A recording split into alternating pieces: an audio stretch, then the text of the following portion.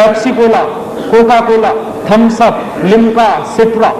आपको मालूम है भारतीय संस्कृति में पानी बेचा नहीं जाता, लेकिन यहां परदेशी कंपनियां 12 रुपए लीटर का पानी बेचती।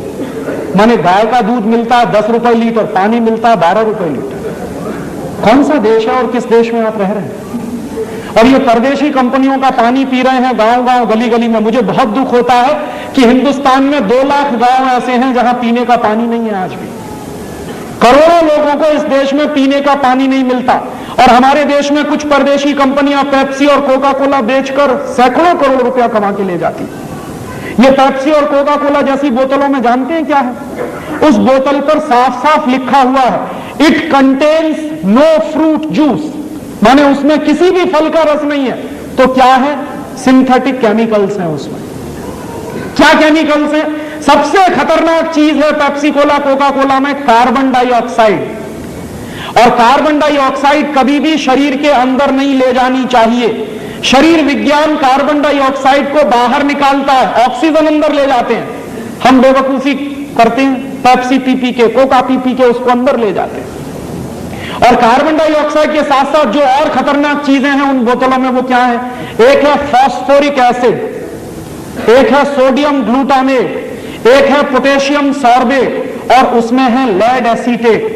ये सब चीजें क्या करती हैं? एक साथ मिलकर ये सब चीजें किडनी फेल कर देती। जितना ज्यादा सॉफ्ट ड्रिंक पिएंगे उतना ही किडनी फेल होने की गंभीरता हो जाएगी। और किडनी फेल होने का क्या कष्ट होता है, ये हिंदुस्तान के एक्स प्राइम मिनिस्टर को देख लीजिए आप। हमारे देश के एक एक्स प्राइम मिनिस्टर है, उनकी दोनों किडनी फेल हो गई। और जब उनकी शक्ल आती है कभी कभी टेलीविजन पे या अखबारों में, तो दिखाई देता है कि उनका पूरा खून निचोड़ लिया है किसी ने। उनको प्रतिदिन 8 घंटे डायलिसिस पर रहना पड़ता है। और 8 घंटे डायलिसिस पे क्या होता है? पूरा खून खींचा जाता है, साफ करके डाला जाता है दोबारा। इतना कष्ट होता है अगर दोनों किडनी फेल हो जाए। भगवान की दी हुई दोनों किडनियां क्यों फेल कर रहे हैं? पी के पेप्सी और कोका कोला। और मेरा एक दोस्त है, all India institute of medical science में डॉक्टर है, उसी डिपार्टमेंट में जहां किडनी के ऑपरेशंस होते हैं। एक दिन मैंने उससे पूछा कि आजकल क्या हालत है तुम्हारे इंस्टीट्यूट की? कहने लगा भयंकर केसेस आ रहे हैं किडनी फेलियर के। मैंने कहा क्या तुमको लगता है? तो उसने कहा 90% केसेस वो आ रहे हैं जो सॉफ्ट ड्रिंक पी के किडनी फेल करा रहे हैं अपने यंग एज में। तो किडनी फेल हो जाए ऐसी चीजें मत पीजिए, और इनमें कुछ भी नहीं है पीने लायक। और इसलिए भी पेप्सी और कोका कोला मत पीजिए कि 70 पैसे की बोतल बनती है और 10 रुपए की बिकती है। 72 पैसे में बनता है कोका कोला, 10 रुपए में बिकता है। और आप याद करिए, हिंदुस्तान में एक सरकार बनी थी 1977 में, उन्होंने कोका कोला को भगा दिया था। मुरारजी भाई देसाई जब प्रधानमंत्री बने थे तो कोका कोला को भगा दिया था। क्यों? एक बार मुरारजी भाई देसाई ने कोका कोला की फाइल मंगाई थी। उस समय जॉर्ज फर्नांडीज उद्योग मंत्री थे। तो हुआ क्या था कि कोका कोला की फाइल मंगाई और पूछा कि ये कंपनी क्या है, क्या करती है, क्या करती है, क्या बेचती है। तो पता चला कि कोका कोला कंपनी आई थी 1966 में, 6.5 लाख रुपया लेके आई थी अमेरिका से। और जिस साल मुरारजी भाई की सरकार बनी थी उस साल कोका कोला कंपनी का नेट प्रॉफिट 18 करोड़ का था। तो मुरारजी भाई ने कहा ये करती क्या है? पानी बेचती है। उस पानी की हमको जरूरत है कि नहीं? बिल्कुल जरूरत नहीं। तो उन्होंने कहा भगाओ इसको, हमें इसकी कोई जरूरत नहीं। और कोका कोला कंपनी को नोटिस दिया गया और कोका कोला कंपनी ने हिंदुस्तान छोड़ा। बिना एक पैसे का मुआवजा दिए हुए कोका कोला को भगा दिया था हिंदुस्तान से। वही कोका कोला फिर घुस गया है इस देश में, और उसके बाद अब पेप्सी कोला भी घुस गया। और ये क्या कर रहे हैं? एक साल में पेप्सी कोला कंपनी का नेट प्रॉफिट 240 करोड़ रुपए का है, और कोका कोला कंपनी का एक साल का नेट प्रॉफिट 260 करोड़ रुपए का है। एक साल में इन दोनों कंपनियों का 2000 करोड़ रुपए का सॉफ्ट ड्रिंक बिकता है हमारे मार्केट में।